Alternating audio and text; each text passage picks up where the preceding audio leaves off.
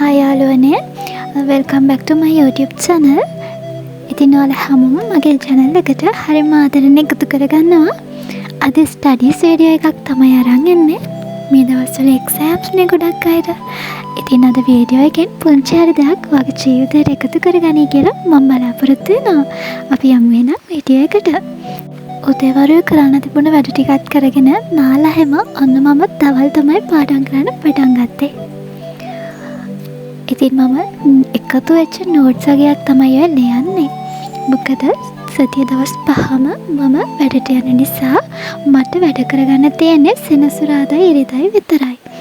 අය සතිය දවස් 5 රැට පුළුවන්. ඉතින් කොහොමත් මම චුට්ටක් කම්මැලි. ඔයාලා එහෙම වෙන්න එපා. මොකද මේ වැඩ ටික එකතු කරගත්තාම ගොඩාක් අමාරුයි. මම ඒක හොඳටම දන්නවා. ඉතින් ඔය මම එකතු වෙච්ච වැඩ ටිකක් තමයි කරන්නේ. කලින් නම් මම මෙහෙම නැහැ. වැඩ ටික කරගන්නවා හරියට. දැන් පොඩ්ඩක් දවස් 5 නිවාඩුවක් නැති නිසා පොඩ්ඩක් විතර වැඩ අතහැරෙනවා මගේ අතින්. ඔන්න ඔය විදිහට මම වැඩ කර ඉතින් එළිය හයියෙන් වහිනවා. ඉතින් ටිකක් වැස්ස දිහා බලාගෙන ඉන්නවා. වැස්ස කියන්නේ හරි අමුතු හැඟීමක් දැනෙන දෙයක් නේ. ඔයාලටත් එහෙම ඇති. මොකද වහින වෙලාවට කියන්න තේරෙන්නේ නැහැ. හිතට මහා පුදුමාකාර අමුතු හැඟීමක් දැනෙන්නේ. ඉතින් වීඩියෝ එක බලන ගමන් මං කියන දේත් පොඩ්ඩක් අහන් ඉන්න.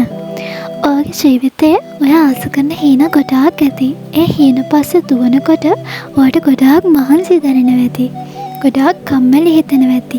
හැබැයි හැම වෙලෙම හිතට ගන්න මම මේ දේ කරන්නම ඕනි. මොකද මම මේ දේ කරොත් තමයි මට ලස්සන අනාගතයක් හැදෙන්නේ.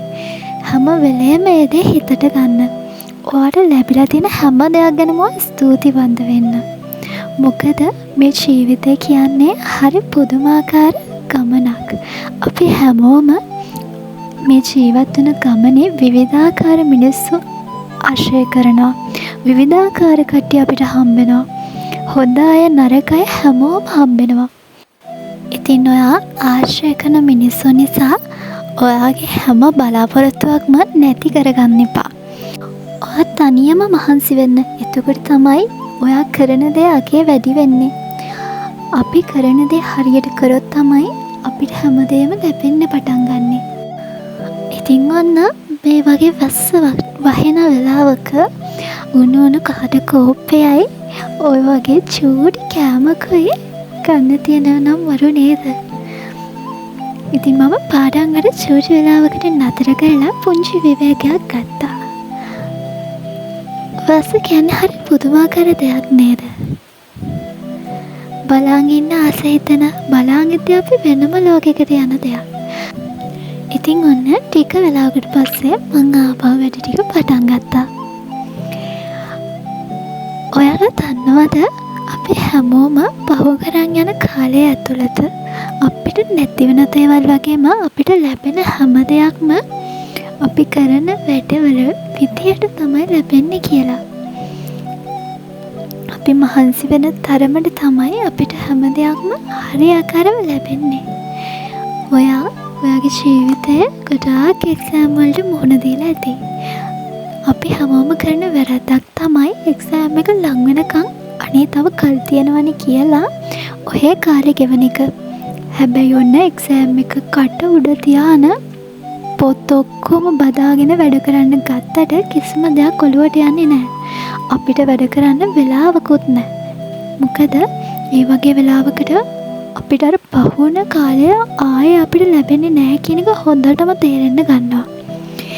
ඉතින් ඒ වගේ වෙලාවක කරන්න පුළුවන් හොඳම දේ තමයි හැම පාඩමකින්ම ෂෝට් නෝට් එකක් හදාගෙන යන්න. එතකොට ඔයාට හැම පාඩමක්ම උඩින් හරි කවර් වෙනවා. ඒ වගේම තමයි විභාගෙට දැන් ප්‍රශ්න එනවනේ. ඒන ප්‍රශ්නයකට ළඟින් යන උත්තරයක් හරි ලියා ගන්න පුළුවන්. ඔයා යන්තම් හරි බලාගෙන ගිහින් තියෙන නිසා. ඒක නිසා හැම පාඩමකින්ම චූටි නෝට් එකක් දාගෙන යන්න. අන්තිම වෙනකන් වැඩ එකතු කරගත්ත කට්ටියට ඒක හොඳ ට්‍රික් එකක්. ඉතින් ඔන්න කතාවෙන් කතාව වීඩියෝ එකේ අවසානයටත් ඇවිල්ලා වහිනවා. ඒක නිසා මං කියන කිසිවක් හරියට පැහැදිලි නැතුව ඇති.